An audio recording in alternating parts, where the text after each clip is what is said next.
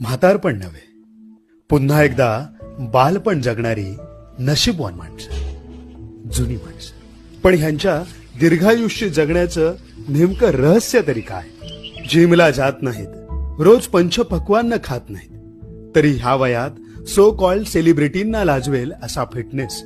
शेतात घाम गाळून, गावची शुद्ध हवा, निर्मळ पाणी, कष्टाची भाकरी खाऊन पंच ज्ञानेंद्रियांना सुखावत तृप्तीचे ढेकर देत जगणारी स्वाभिमानी माणसं.